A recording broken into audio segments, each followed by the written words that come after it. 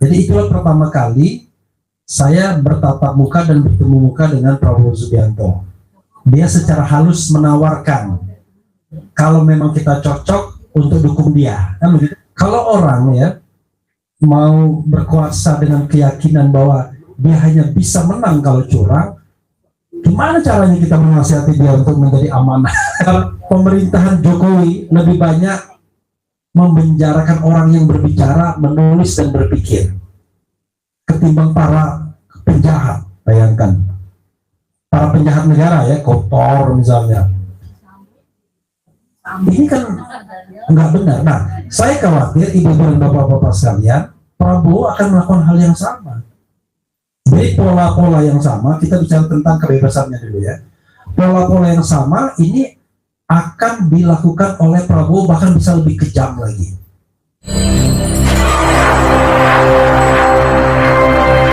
Saya kalau mau menasihati Prabowo itu nggak rela.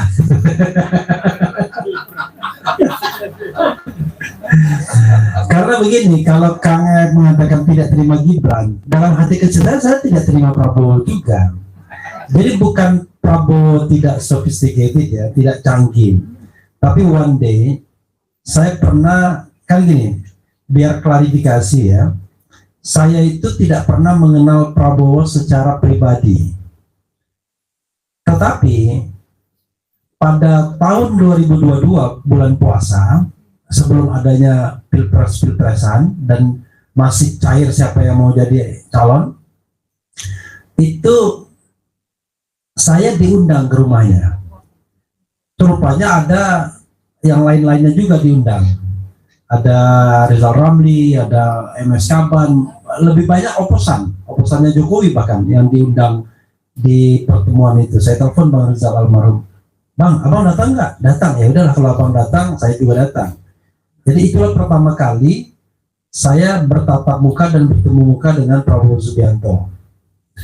Nah, dia cerita tentang geopolitik, menarik pemaparannya soal bagaimana pesawat skuadron yang ada di Darwin itu setiap saat bisa terbang ke Papua. Kalau seandainya non-flying zone, dia bisa terbang tuh ke Papua, langsung menduduki Papua dengan mudahnya. Kalau misalnya ada perintah PBB Papua itu daerah seperti Timur dulu, dan kemampuan pesawat kita itu tidak akan mampu menghalau itu semua kan.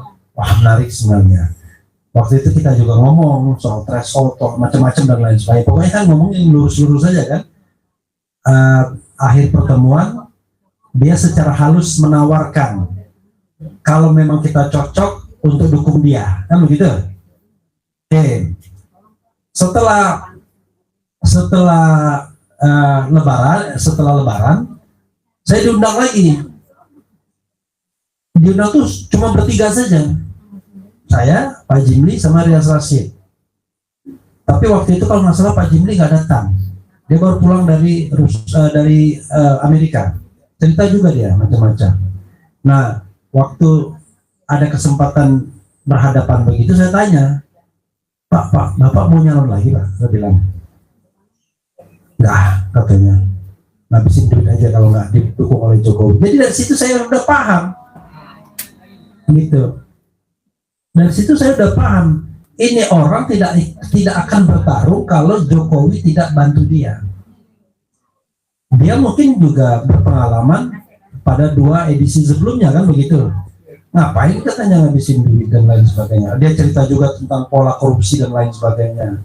Salah satunya katanya yang dia ceritakan soal anggaran Kemhan berapa, ada konglomerat naga 9 naga lah. Udah Pak, nanti kasih kami aja, kami yang akan ngolah, kan Bapak mau jadi presiden. Yang nggak dia ceritakan apakah jadi diolah atau nggak, itu yang nggak dia ceritakan. Maksud saya, kalau orang ya mau berkuasa dengan keyakinan bahwa dia hanya bisa menang kalau curang, gimana caranya kita menasihati dia untuk menjadi amanah? Jadi itu artinya syarat awalnya saja udah nggak terpenuhi, udah batal. Ibarat dia sholat, wudhunya nggak ada dia, ya kan? Dan Kemudian rupanya masih penasaran juga, datanglah stafnya ke rumah saya kan, mau ini nggak, mau jadi tim nggak, gini-gini. Saya bilang saya ini menganggap yang namanya Jokowi itu gagal, saya bilang. Karena itu saya cari spektrum yang terjauh. Spektrum terjauhnya ya kalau jadi nyalon, kalau itu kan belum ada calon-calonan, karena masih bulan April atau Mei. Anies kan baru Oktober kan diumumkan oleh Nasdem. Saya bilang saya pasti akan dukung yang spektrum terjauh, dan saya lihat spektrum terjauhnya baru Anies. Nah, waktu itu kan cuma Ganjar, Prabowo kan begitu. Saya bayangkan waktu itu kan paling dekat Ganjar, karena saya pikir akan di-endorse oleh Jokowi, lalu kemudian tengahnya Prabowo, kemudian paling jauhnya Anies. Nah, jadi kalau untuk menasihatkan agak susah juga. Kemudian makin menemukan konfirmasi, ya kan, ketika dia memanggil para menteri dan wakil menteri ini, kata Ferry Amsari, ini bro, bro atau apa ya, ini kita ini katanya mau bikin sesuatu untuk negara, ini bukan soal pertemanan katanya. Bayangkan semua diakomodir, mulai dari kelas kutu kupret sampai kelas yang tinggi. Ya kan? Nah, kita bingung gitu. Jangan-jangan terakhir Konari ada lagi dia ini kan.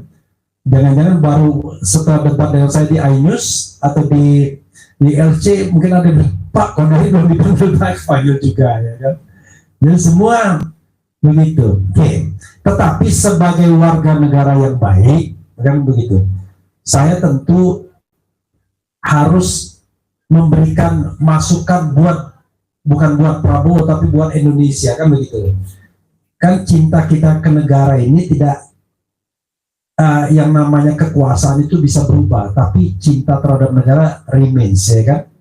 Cuman kan bagi yang membubarkan di Grand Kemang kemarin, preman-preman itu, kita ini pengkhianat negara levelnya. Saya Edi Mulyadi, ya, saya Dibu, Kang Ed juga hadir, itu pengkhianat negara. Karena cara berpikir Prabowo Subianto adalah kami mau bangun jembatan. Kalau kalian sudah mau ikut, ya sudah, minggir aja, diam aja, ya kan? Jangan ganggu kami kerja. Kan payah. Dia mengatakan kita koalisi semua dan lain sebagainya, tapi dia tidak mengakui oposisinya. Padahal koalisi dan oposisi two side in one coin, ya kan, dua sisi dari mata uang yang sama. Itu kan keniscayaan, walaupun nanti formal nggak ada oposisi dalam sistem pemerintahan presidensial, itu soal lain lah nanti. Tetapi yang ingin saya katakan adalah kalau dia membangun koalisi, maka sama sahnya kita civil society membangun oposisi. Jadi bukan oposisi within the parliament, tapi oposisi in society. Jadi kita beroposisi karena sebagai civil society kita tidak bisa melihat bahwa parlemen kita akan kuat beroposisi. Saya kasih contoh sebagai orang hukum, ya. Saya selalu katakan, dan ini Bang Edi juga senang sekali soal KM 50 misalnya. Itu kan nyawa manusia ini, bukan kambing, bukan ayam kan? Dan itu sudah ceto welo-welo pelanggaran HAM-nya, pembunuhannya. Bayangkan satu hari saja itu nggak ada yang dihukum, ditangkap. Begitu Edi Mulyadi bilang jin buang anak, ditangkap, ditahan dia. Dihukum dia. Coba bayangkan, pemerintahan Jokowi lebih banyak memenjarakan orang yang berbicara, menulis dan berpikir ketimbang para penjahat. Bayangkan para penjahat negara, ya, Kotor misalnya. Ini kan nggak benar. Nah, saya khawatir ibu dan bapak-bapak sekalian, Prabowo akan melakukan hal yang sama. Jadi pola-pola yang sama, kita bicara tentang kebebasannya dulu, ya. Pola-pola yang sama ini akan dilakukan oleh Prabowo, bahkan bisa lebih kejam lagi.